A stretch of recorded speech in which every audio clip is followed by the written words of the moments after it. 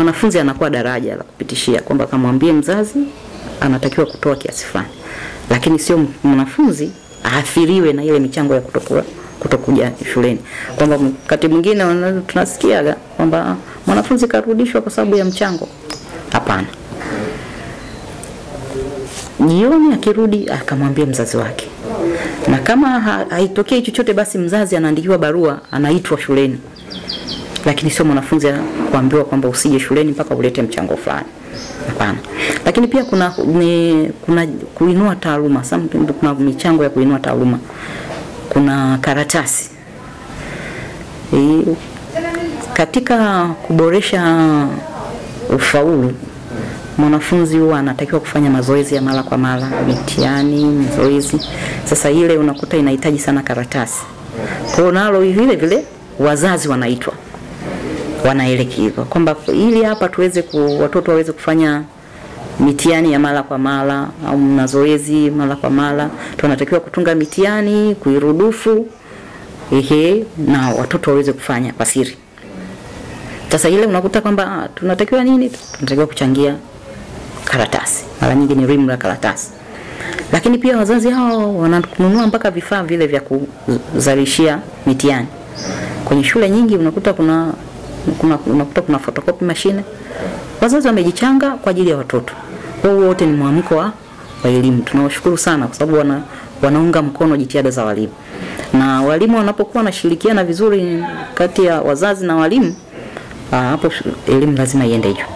Swala la mimba, kweli mimba zipo na ni changamoto kwa watoto wetu wa kike. Kuna changamoto kubwa ambayo tumeistadi kwa watoto ni ile uwezo wa familia. Ukimfuata mtoto ukamuuliza kwa nini ilitokea hivi, anakuambia labda nilipata lifti boda boda. Mwingine anakuambia alikuwa anapita muuza urembo, akafanyaje, akanipa hela, yuko wapi, anakuambia simfahamu. Kwa kuna changamoto za mahitaji. Kwamba hiyo inampelekea mtoto kwamba anakuwa na mahitaji fulani ambayo hayapati kwa wazazi. Inamsababishia anaenda sehemu ambayo ni tofauti kidogo. Kwa hiyo hali ya kwamba uwezo wa kifamilia ndio unasababisha watoto wanatoka. Lakini ndani ya miaka mitatu nilizikuta mimba 14. Zikapungua zikaja 6. Mwaka jana zimeripotiwa 2. Kwa hiyo imepungua. Tuna klabu nyingi mashuleni zinazomjenga mtoto wa kike kujiamini. Lakini pia tuna mashirika binafsi ambayo nayo yanasaidia wanafunzi wa kike katika kujikimu. Tuna shirika linaitwa Twaweza,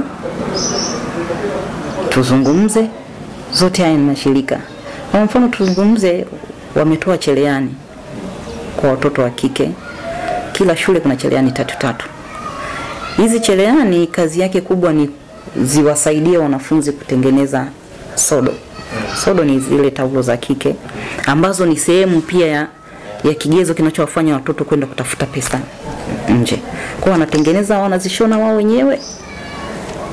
Basi wakishazishona wanauziana kwa bei rahisi. Kwa zinasaidia.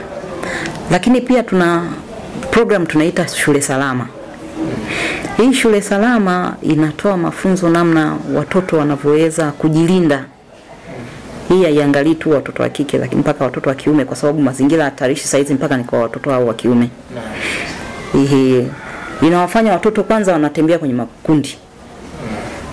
Saizi tunahamasisha ufundishaji uendelee mpaka jioni. Basi wakitoka hiyo jioni watoto wasiwe wanatembea moja moja au wanatembea kwa makundi, ili kuzuia kwamba mtoto akiwa peke yake mmoja asije kapata kishawishi huko njiani. Lakini pia kuwafundisha zile slogan kwamba mimi mpaka nimalize ndoto zangu, nitimize ndoto zangu. Yani yeye anajengewa ile imani kwamba ukiwa Wewe ukafikia ndoto zako, ukasoma, ukafaulu, utakuja kupata kazi, baadaye wewe utakuwa ni msaada kwa wengine. Kwa hiyo imesaidia pia kupunguza hizo mimba hapa halmashauri ya wilaya ya Kyela. Wito wako sasa kwa wazazi?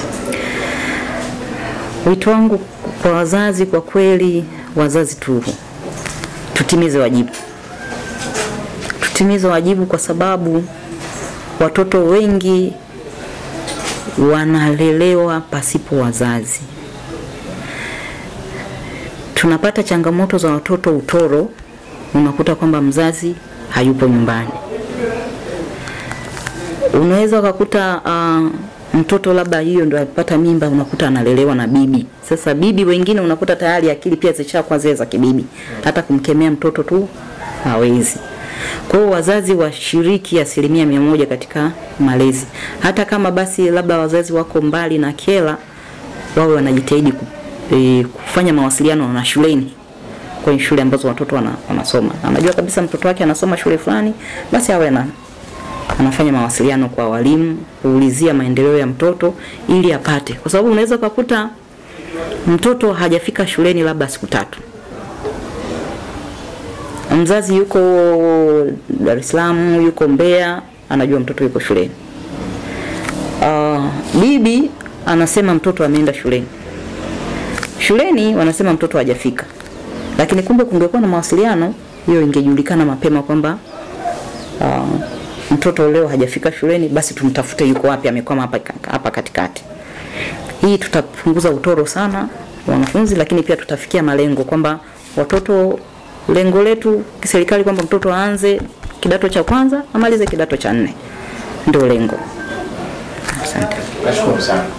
Asante.